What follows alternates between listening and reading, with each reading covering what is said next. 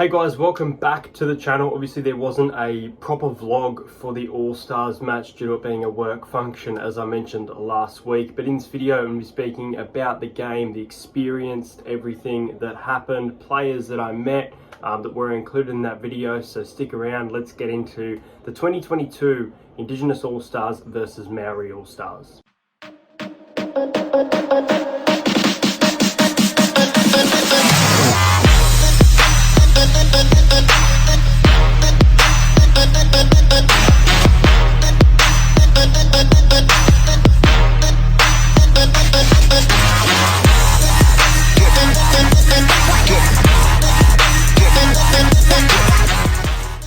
So yes, last year's All-Stars match ended in a draw, 10 points to 10, and this year it was the Maoris taking away the victory.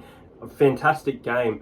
The thing about this is rugby league being back was just brilliant itself, but I think that there were a lot of errors for the drop ball, but not as many as there probably could have been. It made it quite an enjoyable game. First, I'll get on to the ceremonies. Go and check out my little hype up video, which included some footage of the ceremonies for the Maoris doing the haka and intimidating their opponent. And then the same goes for the Indigenous, going up and dancing and cultural experience. And it was just really special and really fun to watch.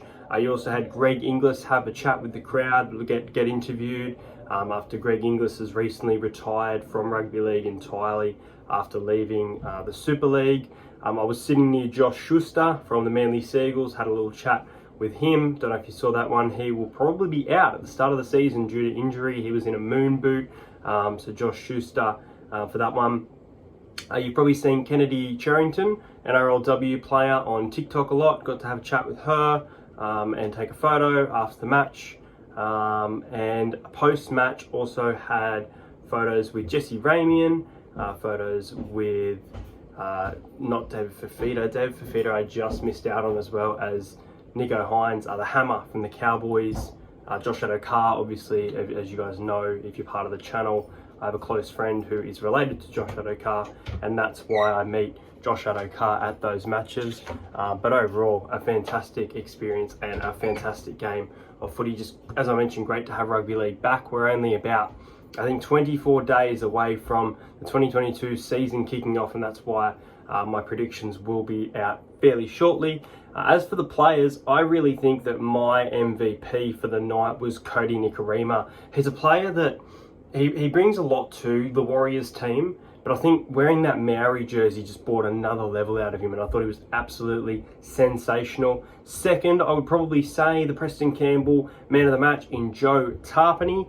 And third, I honestly think that Patrick Herbert was really close to being one of the best players on the field. His defense was outstanding, and to come back from some of the errors he made at the Titans last year after starting his years great at the Warriors, I thought he did really well the other night. And then as for the Indigenous side, I think that Shaq Mitchell, Latrell Mitchell's brother, making his NRL debut, I thought he had some strong carries of the ball. I thought his defense for the most part was pretty good, and I was impressed with it. David Fafita, that fantastic run which led to that fantastic try assist of Jesse Ramian scoring the first try of the match. And Josh Adokar, he was trying to do a lot as captain, but I feel like as a player he was fairly quiet in the middle. But did the Harps combination work in Nico Hines and Braden Trindle? Well, I want to see more of it at the Cronulla Sharks. I think I mentioned in a separate video we could have Sharks and the Warriors halves, but I don't think Shino Harris-Tavita will be the starting 5'8" anymore. I think that Cody Nicorima probably stays in the 7, and probably Sean Johnson into the 6 for his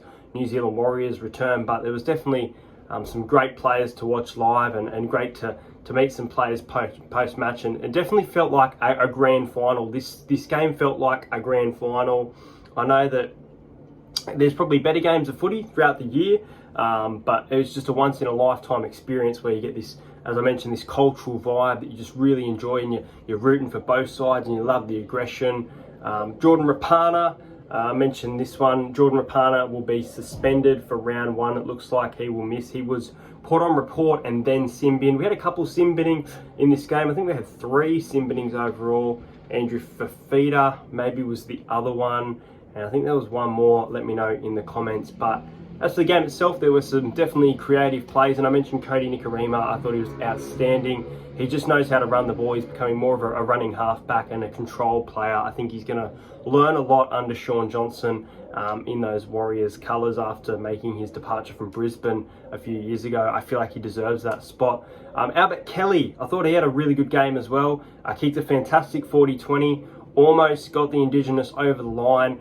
I think that Albert Kelly probably deserves jersey number 14. I think that he should be off the bench, that impact Benji Marshall kind of player at the Rabbitohs. I think that Tyson Gamble and Adam Reynolds will probably be the halves for the Brisbane Broncos, if not Katoni Staggs. But I don't know. I think that Tyson Gamble probably going forward can probably be their option. But really good to have some footy back. It was really good to have it at Parramatta. It's only a 1 to 2 hour drive for me. It's unlike my trips to Queensland, so made it a lot easier to attend the match. And if you did go to the All-Stars game, I hope that you guys enjoyed it. But I'll see you guys very, very soon for some footy. I'll be putting out my Manly Seagulls 2022 season preview soon, and also my ladder prediction is only about 2 weeks away, so keep your eye out for that one. But make sure you like this video, subscribe to the channel, and I'll see you guys